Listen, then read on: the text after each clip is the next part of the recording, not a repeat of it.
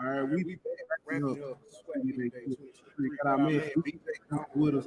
BJ, what's good, man? Man, what's happening? Tired. I feel you, my boy. It's been a long day, man. But it's been a productive day, though, man.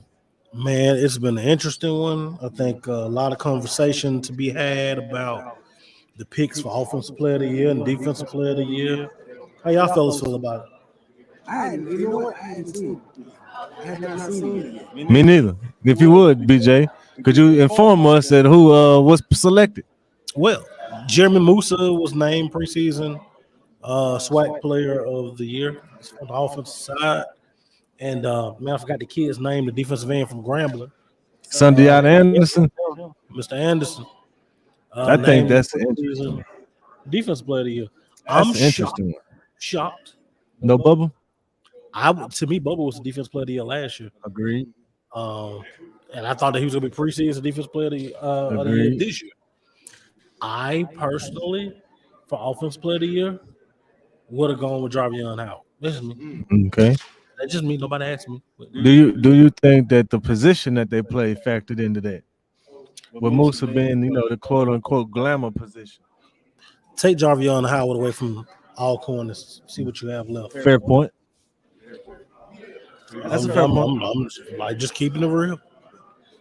And Musa, I think he's a fine quarterback, but I went in and looked at Musa last year, kind of looked at did some film breakdown on him.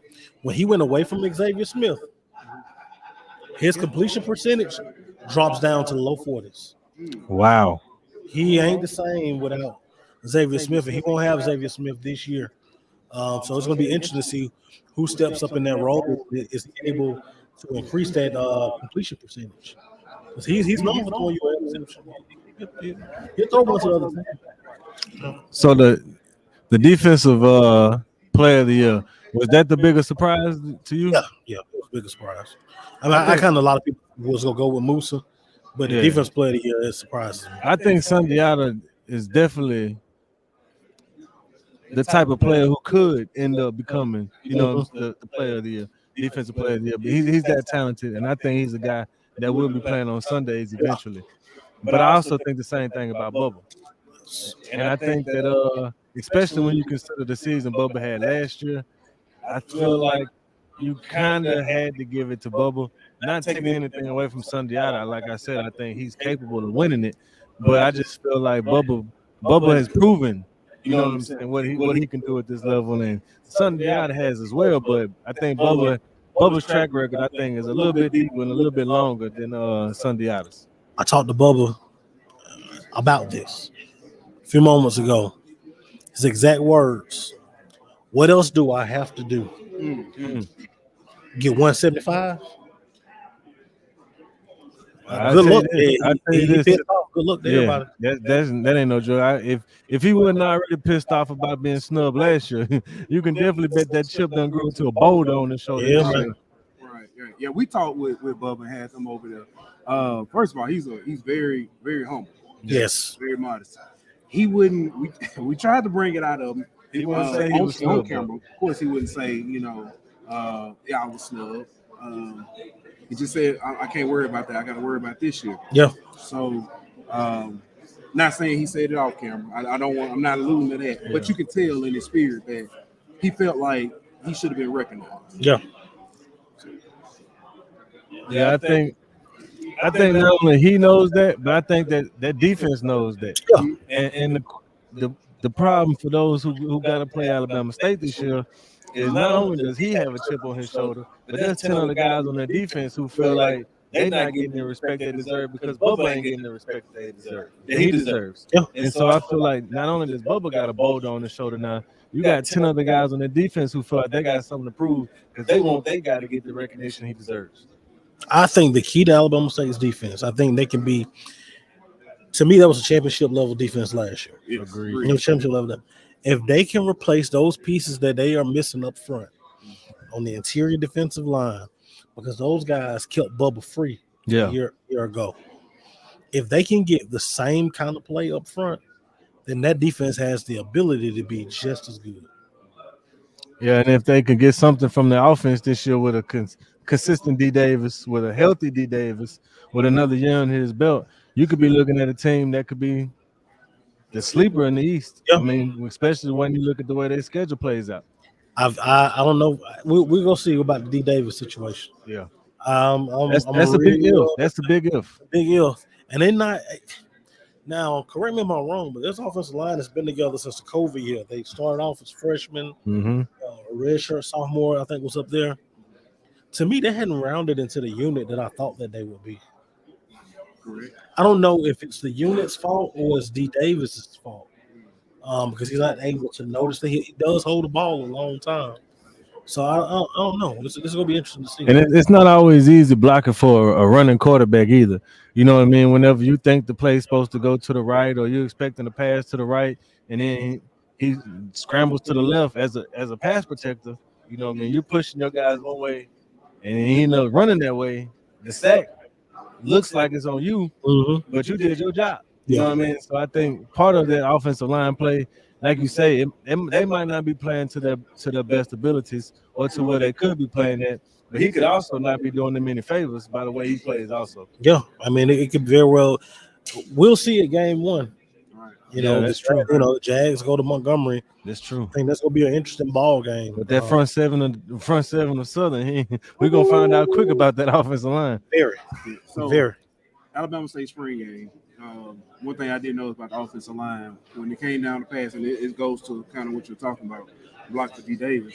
Pass block was hard because it was hard to judge, rather, because you're going against a defense who we say was championship level. Yeah, they were.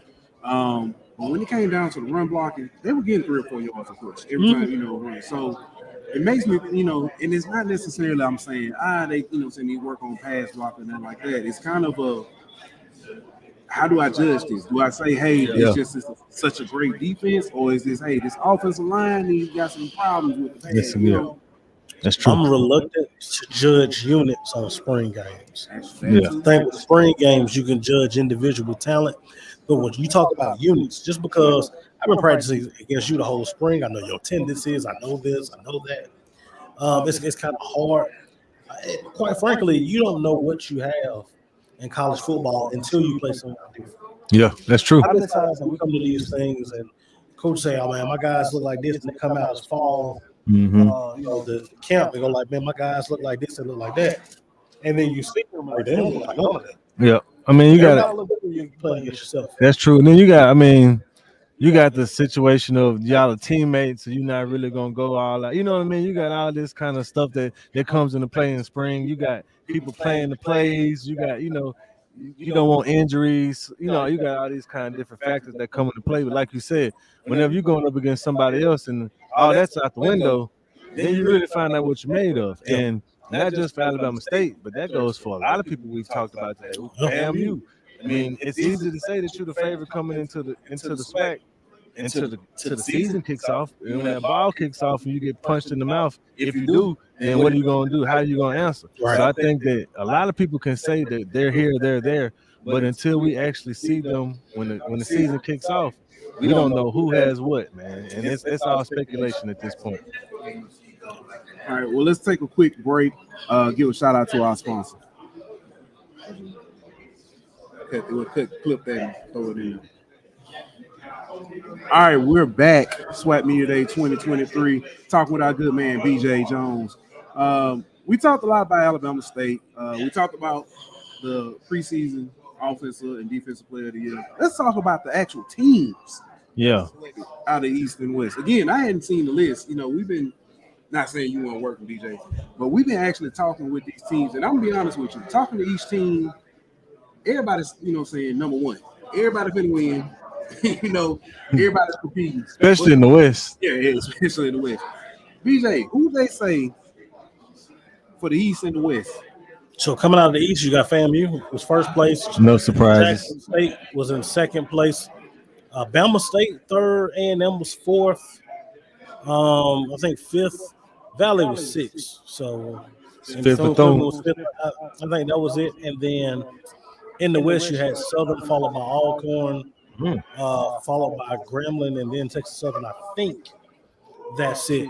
But I'm gonna tell you, in the West, I feel like you could have threw a dart at 4 teams for them to be one, and no one would have been surprised or shocked. Yeah. I think you talk about them top 4 teams, like you just mentioned, and Pooh said it last night. I think you can have one game separate first and fourth. Yeah, You know what I mean? That's how that's what happened last year. That's how tight and loaded the West is gonna be. And you said Southern, Pooh said Alcorn. I feel Gramblin's right there in the mix. If they get that quarterback situation figured out, so, I think they got that figured out. I mean, I do too. But like we said, it's easy to say you got to figure it out until you're playing somebody Yeah, else. that's true. So I got to see it week one before I really believe it. But then I think PvP is right in that mix as well. If their quarterback can take the steps and progress and start, attacking the ball downfield and vertically with the passing game, then we can see them take a step offensively because they got the running game, they got the defense. All that was really holding them back was their passing game. And they got the receivers, man. Yeah, man. They got the receivers over there, Grambling. I like what they got over there, man. Yeah. Let me ask you about let's talk about a team we ain't talked about yet. Texas Southern. Oh man, I was going there. They got arguably the best quarterback in the SWAC. Arguably, he's up there in the conversation. I have to say this: in the West, you can say probably the best quarterback. Yeah, I think he's the best quarterback in the West. You can say that. I was gonna say some people put him up there above Moose as the best quarterback in the SWAC. So I'm not. I think with healthy, he's special. The thing with Andrew Body, he was not really healthy last year. Yeah. Offensive line was faulty. Mm-hmm. He didn't have weapons on the outside. So I think a lot of people look at last year and say that Andrew Body regressed. I think that Miles Crawley at Grambling, Harold Blood at Southern, I think that those two guys have the ability to put themselves up there. And the question, if you're either one of those football programs, is can the quarterback elevate? Imagine if Bubba McDaniel had been the starting quarterback at Southern for the whole year. Totally different season. Completely different. Totally different season. And Southern went to the championship game. If he starts the second series of the championship game, it's completely different. So I think that's the importance of quarterback play at the collegiate level. Yeah, I mean, we talk about the Bayou Classic. Grambling was in there for half, almost 3 quarters.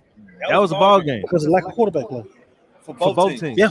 If Grambling had a quarterback, they could have separated themselves. If Southern had a quarterback, they could have separated themselves. So just that one game, I think, encapsulates everything that you're saying. Both teams would have put that game away if they would have had a better quarterback. And I think this year, you can argue both teams have that quarterback. Yeah.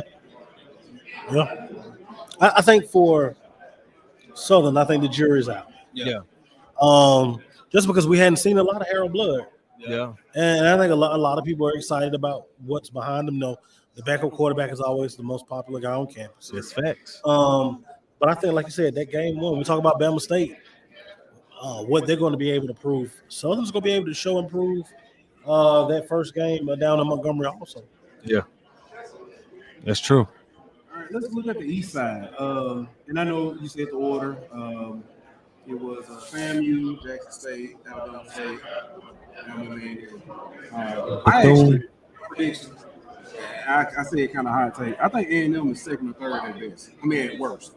Okay. At worst. Okay. So let me ask you this then. Yeah, I'm being messy and petty. Which one of them 2 or 3's got to fall for Alabama A&M to bump up? Yeah. Jackson State. And there's no slight to I'm gonna say 1,400 right there. I ain't gonna say it too loud. No slight to Jackson State. I think that and Dr. Bill kind of said it last night. I don't see 2 years in a row Coach Maynard not figuring out the quarterback position, not getting it right, not having that offense ready. I feel like last year it was kind of what is my offense gonna look like? Now you know you got a solid running game. The quarterback's best friend is a good running game. The question is, though, will Maynard run the ball? I think he will. He did with Jordan Bentley. He had Jordan Bentley and Akil Glass on the same team. Jordan Bentley either led the conference in rushing or he was second. He done it. He's done it. Last year, once he figured out that pass to win the game, they switched. They changed that offense. It's just my question is just I know like you said, there's times when he's done it, but from game one, week one, will he be committed to the running game? He did it with Sam State. Go back and look at that championship team. He did it. He's shown the ability to do it, and I think that's the way the A&M's gonna have to win. I think England is the second best back in the conference. He might be the best. Like he's legitimately. There's a conversation that can be had. I don't think the gap between him and Jarvis is 5 people believe it is. Yeah. But I think that you got a back like that. If they can show up that defense was better last year. They were inconsistent last year. They were better. If that defense has taken another step forward, now you can really play ground and pound, ball control. Yeah. When kind of the opposite of what we've seen from a lot of that's really the Alcorn type of method. Well, we've seen a lot of teams kind of veer away from that, try to be more spread and air it out, and the way of college football today. But I think that's what's made Alcorn so successful is they stuck to who they are, even when everybody else is trying to play this way. They've stuck to the old school smash mouth style of football, and it's been successful for them because that's their brand of football. I think we need to see more teams kind of go back to that. If that's who you are, don't be scared to be who you are. I think that might be the way Jackson State might be going. Well, they might not have a choice. I mean, no disrespect to anybody from Jackson State, but you can't expect to have the quarterback level, the play at the quarterback position that you've had the past few seasons. I mean, unless you got a guy we don't know about in that quarterback room, the quarterback play is going to take a step back. I think that's not a surprise to anybody. So what do you do to compensate for that? You got to lean on the running game, right?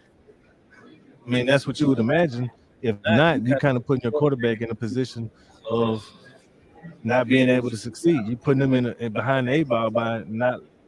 You just said the poor running games is the quarterback best friend. Well, give him his best friend. You know what I mean? You can't expect him to go out there and win games like you did when you had 2 back there. I'm gonna ask this question: FAMU distractions. Consistent number one. Well, consensus pick for number one for the most part. But as you just said, distractions as of late. Are we giving them too much credit to them? They got a lot of stuff on paper. And to me, they were my number one team in the East. They were all the way up until Saturday. Yeah. And this is why I've been in locker rooms as a player and a coach. Championship teams don't make that mistake. Yeah.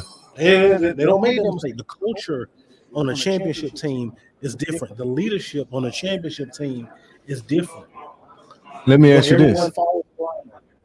Championship, that's not a mistake that a championship team would make. Was FAMU being picked number one, and I'm not saying by you, was that kind of by default?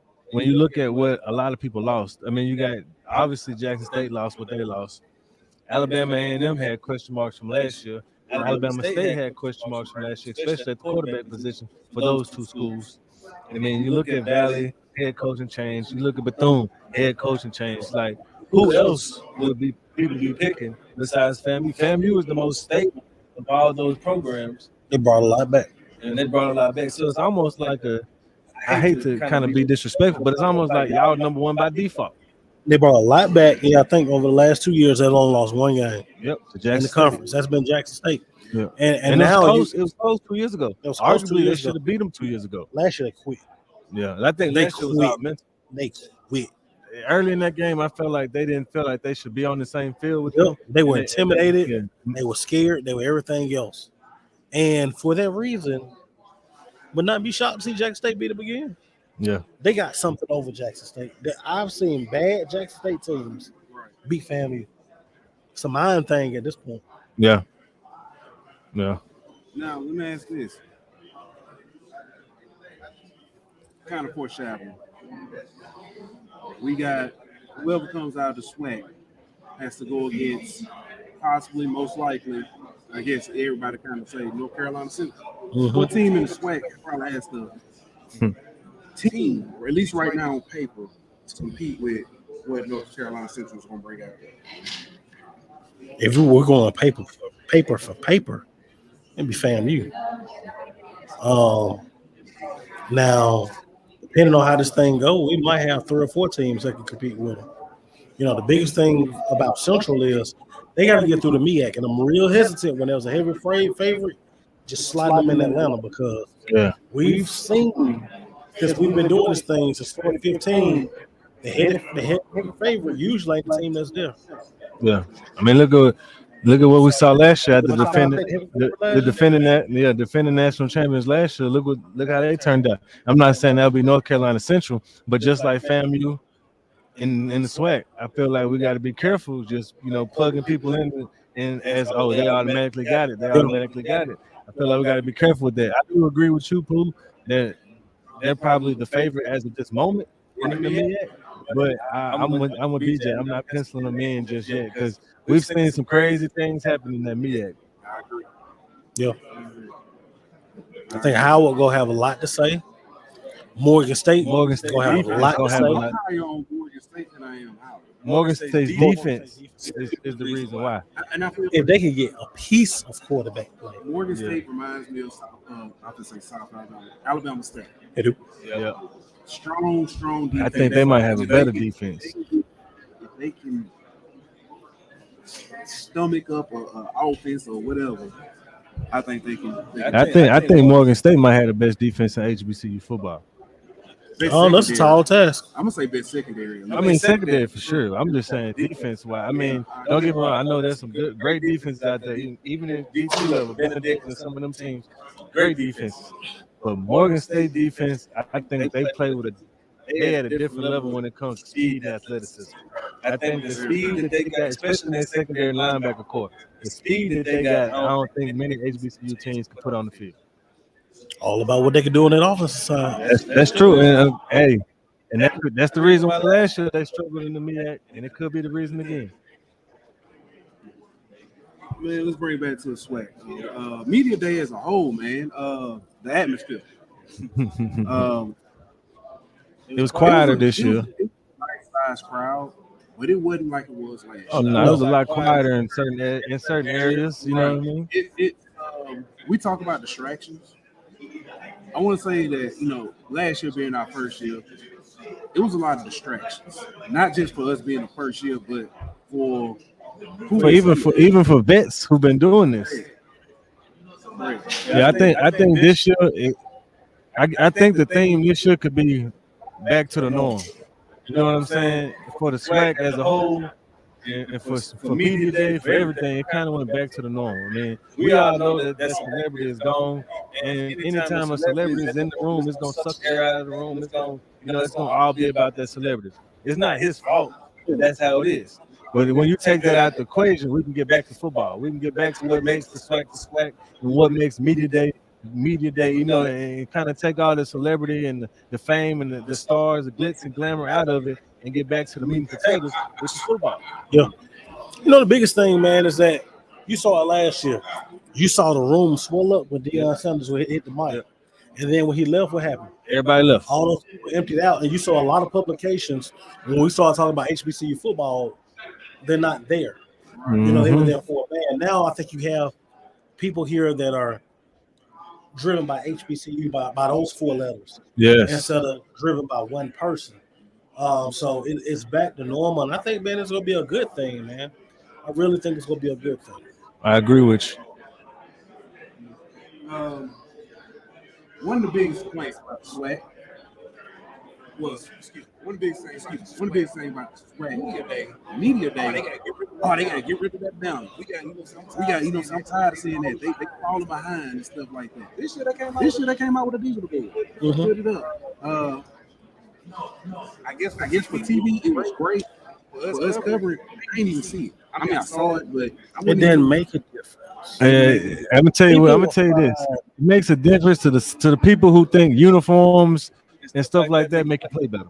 You know what I'm saying? It matters to the people who care about aesthetics, but it doesn't really affect the day-to-day operations and how today went. No. There are other things to complain about the conference about. Lack of non-conference wins. Mm-hmm. You got plenty of them this year. A lot of opportunities this year. A lot of opportunities. So, man, sometimes, man, I just sit back, man. I just watch people talk. You gotta let them talk sometime, man. I'm trying to see. What is it? How many days till SWAC Media kick off? Well, it should be about 30 days. 30 days Yeah, or about so? 30 days or so. Yeah, we got like 30 days to SWAC Media kick off. We got Jackson State, South Carolina State. What are we expecting? Very sloppy football. First game. Jackson State basically has a new team.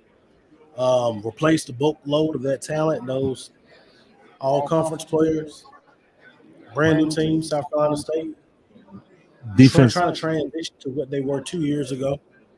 I think that things will be a slight.